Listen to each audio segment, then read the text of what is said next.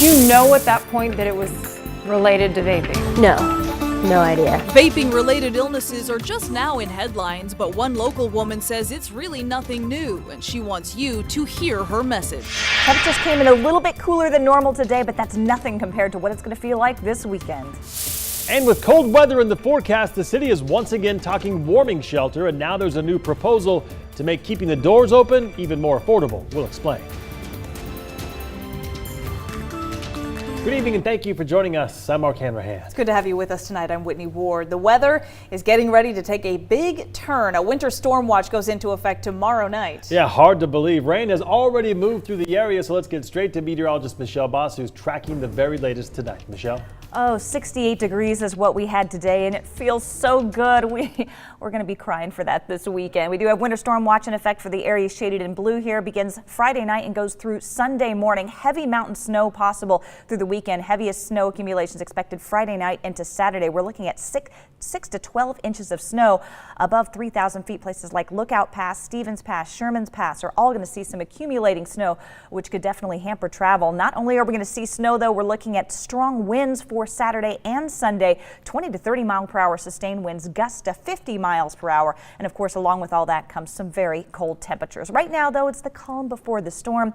Mostly clear to partly cloudy skies across eastern Washington and north Idaho. Some showers that we saw earlier today have pushed out. We actually should start the day tomorrow with some sunshine, mostly clear skies overnight. Mild overnight low temperatures in the middle 40s. Temperatures warming up to the mid 50s by 11 o'clock, and we're looking to hit around 60 degrees with a few afternoon showers possible tomorrow, and then the bottom drops out on a Saturday and Sunday. Highs only in the low to mid 40s, overnight lows in the 30s, a rain snow mix in the valleys. All right, thanks very much. And with that winter weather fast approaching, Spokane is about to become more dependent than ever on nonprofits to shelter the homeless, and paying to keep those doors open is not cheap. Well, now the city council is exploring a way to lighten the load. Our political reporter Casey Decker is live in the studio tonight to explain how. Casey? Yeah, Mark, Whitney, council members have been looking for ways to help nonprofits do the most good, and they realize the same nonprofits getting money from the city are often having to pay it right back again in the form of utility bills. So now the council is looking at possibly, in effect, eliminating those bills. Here's how that would work.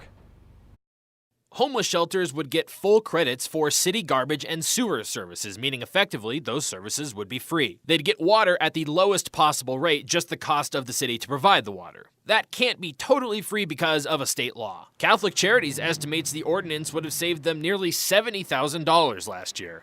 So how much would that cost the city? It's estimated at just under $250,000 per year. Councilwoman Kate Burke, who's proposing the ordinance, says it would not result in any new taxes or rate hikes on utilities. That means the utilities department would have to cut spending in other areas to make up the loss in revenue. And there are other concerns as well. Giving special treatment to shelters may be viewed as arbitrary or even unfair, given how many low-income individuals also struggle to pay utilities. In fact, utility credits like this are more commonly given to individuals rather than organizations. We couldn't find any examples of other cities having tried something like this before. Though the opposite has happened. The city of Atlanta threatened to cut off a shelter's water after they fell behind on bills. If it were enacted, shelters would need to be enrolled in the city's homeless management information system to qualify. This potentially creates an added benefit, encouraging more organizations to join the system and provide much-needed data. Also, this credit could be available to shelters that aren't typically eligible for many normal grants because they have religious prerequisites for entry, like Union Gospel Mission.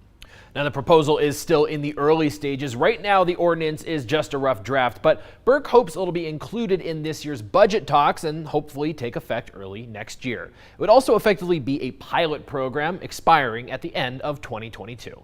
In the studio, Casey Decker, KREM 2 News. All right, Casey, thank you very much. In other news, a second person has died in Oregon from vaping-related illness.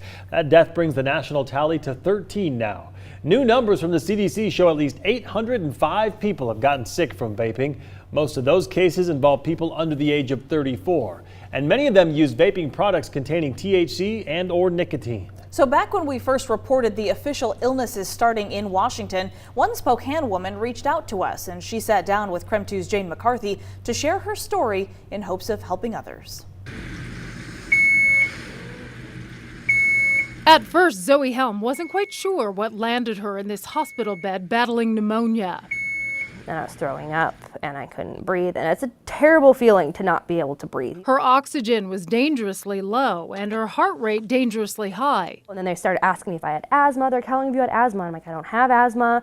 You know, they had no idea what was going on. This was 3 years ago. The then 25-year-old spent 7 days in the hospital. They did x-rays and they had noticed that the texture of my lungs looked kind of funky. It had shown like it was burned, basically. The inside of my lungs had been burned. Zoe had been vaping THC or cannabis oil, but that was supposed to be safer than smoking it. Back that first time, did doctors ask you about vaping? They asked if I smoked, and they asked if I smoked cigarettes. Did you know at that point that it was related to vaping? No idea. Still, to be safe, the doctor suggested she stop vaping, at least for a couple of months. I waited a couple months, and I did it again, and it happened again. How fast? Pretty short, like within a couple days. She was again diagnosed with pneumonia. Doctors were like, well, have you tried vaping as an alternative? And I was like, that's exactly what caused it. And they're like, interesting. Like they almost didn't, they didn't, it's not that they didn't believe it, but they're just kind of like, huh. This time, Zoe stopped vaping for a couple of years, and she started to wonder if vaping THC was really the root of all her ills. When I would try to quit doing it, friends and things like that, they wouldn't believe that that's what caused it. They thought it was something else. Again, she was drawn to the growing popularity of vape pens and fancy flavors. Sure enough, in February, she got the now familiar feeling of fluid in her lungs. She rushed to urgent care where staff quickly pushed her along to the emergency room. They're like, no, you're sick, like you need to go. And my oxygen dipped down below 90, which that's when it starts with organ failure and things like that, like you're gonna die. Again, she was treated for pneumonia, and after a while, again she vaped. You would think that first time would be enough to not do it again, because that was intense. Obviously, there was some sort of something keeping me doing it, or else I wouldn't have continued to do it. It wasn't until this past July Zoe reached her limit. Me trying to breathe, like it was just laying there not moving, I was out of breath. So you quit. Mm-hmm. What changed in your mind? I was just done. In the notes, during her series of pneumonia struggles over the past 3 years, Zoe says doctors never fully recognized until the end that vaping THC could be to blame. It's pretty common now. It's actually sort of part of my routine history taking about, well, do you smoke, do you drink, do you vape, and what do you vape? Dr. Ben Arthurs is a pulmonologist with Multicare Rockwood. He says the recent rash of vaping-related illnesses has certainly crystallized a connection, but it wasn't long ago doctors may have missed it. Looking back, we have so many illnesses that result in a sort of questionable diagnosis of pneumonia or inflammation in the lungs. I wouldn't be surprised if I have come across a number of patients in my time in the ICU who've had potentially vaping-related illnesses. Unfortunately, Dr. Arthurs notes there are really no treatments to reverse lung damage. And if it's permanent, it's permanent. The treatments that we offer up if you come to us with advanced lung disease are really looking at a lung transplant, which is honestly kind of the least effective or potentially riskiest and most complicated organ transplant that we do in medicine. And I haven't done it since, and I have no desire to do it because it's not even worth it. When Zoe heard about the rash of vaping-related illnesses popping up across the country, she felt a sense of affirmation. I just felt a sense of validation, like I wasn't the only person. She says she never bought anything off the black market, only locally from smoke or vape shops. Of course, not everyone who vapes cannabis will get sick.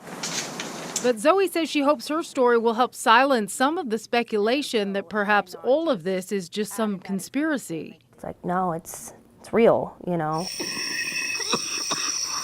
She calls herself living proof, who's lucky she's still living.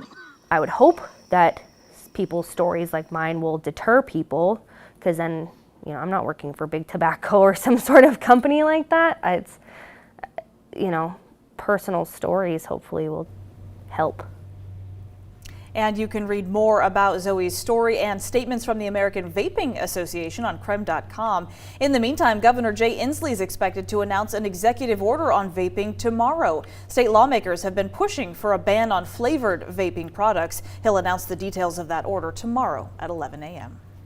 The weather as we switch gears now, getting ready to do a 180 this weekend. Yeah, buckle up. When we come back, Michelle Boss will break down what we need to know heading into the weekend.